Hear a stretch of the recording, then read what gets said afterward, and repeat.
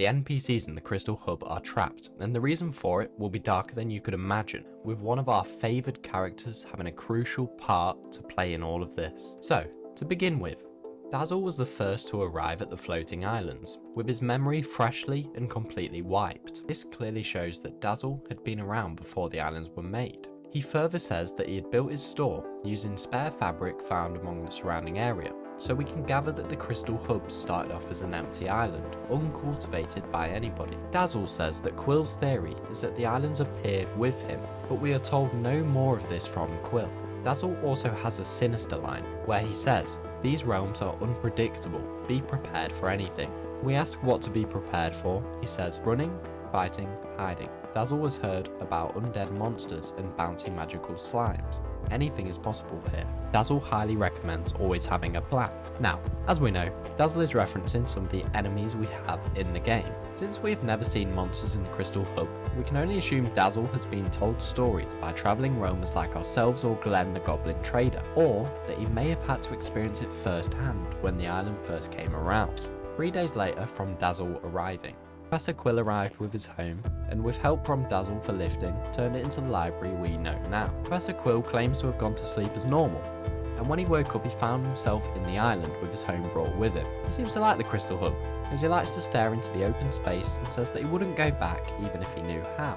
It then seems like Ash and Hazel came as a bundled package since they're sisters. They don't talk a lot about the Crystal Hub, with Hazel having no dialogue related to it. The only 2 things Ash says relating to it stems from her dialogue, saying that there's something about this place, an unsettling calm. She then says that she likes the Crystal Hub, and that it is her home now. She also seems to want to tell us more, as she says, "It's just," and then doesn't continue, and tells us to forget about it, and that she is just overthinking. Perhaps she knows more about how they arrived, but is scared or worried about what she knows. Alternatively, she can say, "Ever wonder why it exists? How did it appear before becoming a hub?" This shows that neither of the sisters know the origin of the Crystal Hub, rather that they were taken similar to the other characters we have. So, in a timeline event to summarise, it seems like Dazzle first came to the Bear Island and made his shop. After this, Quill arrived with his home and it was developed into the library we know now. Later, the 2 farming sisters came to the hub, once it had already been transformed from the Bear Island to the Crystal Hub we know now. The remaining mystery is how the islands appeared, and how the characters we know were taken from their home and put here. I'm sure most of you must have realised by now that we're missing a major NPC, and you've seen the thumbnail, you know who I'm talking about. That's the Green Goblin Glenn. Now this is where the theory darkens. Now on the surface, Glenn doesn't seem to be overly involved in the Crystal Hub. In fact, he actually has nothing to say about it directly. But something struck me. Every Sunday, Glenn appears in the hub, showing that he can come and go as he pleases. And as far as we know, he's the only NPC with his travelling ability.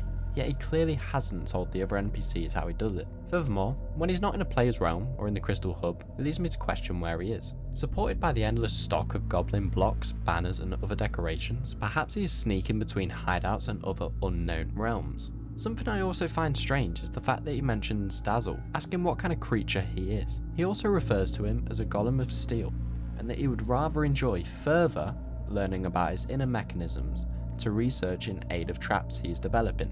Now, this seems quite ominous in my eyes. The fact that he says the word further indicates that he has already had some learning into him, perhaps when he resets his memory. When talking to Dazzle, he says that he sees Glenn once a week but has never spoken to him, which would make sense since his memory has been wiped, so he wouldn't remember if they had spoken previously. What I believe happened is that Glenn has taken all of the NPCs from their relative homes and put them onto the island so they could build a place for him to hide out. As we know, he is an outcast from the goblin hideouts, yet he's incredibly smart, showing that he has the capability to pull this off. The NPCs stolen from their homes were potentially carefully selected for their individual skills to develop the islands, which Glenn has now started visiting, even having his own area. I think he chose our NPCs for these reasons: lifting and calculative thinking, human knowledge through books, and cultivation. But this is also confusing, because how would the NPCs have known to create this area for Glenn without being instructed or forced to? But what will Glenn need this for? I think that Glenn did this so he had a safe haven in this void that he may have discovered, because as we know, the background of the Crystal Hub is different to that of a normal realm. It makes me wonder if the void is a completely detached area, since there's no monsters there, none of the NPCs have ever referenced personally being in danger. I think that rooting from this idea, the reason Glenn doesn't want to tell the other NPCs how he travels between realms could be due to the fact he doesn't want the other goblins to know his whereabouts. Or something worse. I think that there's a lot more under the surface of Glenn, which hopefully we'll learn about more in the future of Crystal Realms. Regardless, I want to thank you for watching this video. If you find any more hints or dialogue that I've missed, please write it in the comments, and feel free to give your theories on the Crystal Hub. If you disagree with mine, let me know as well. I'm open to hear it. Hopefully we get more lore in the future, because this has been a really interesting video to make, and I'd love to make more of them. Once again, thank you for watching, and I will see you in the next one.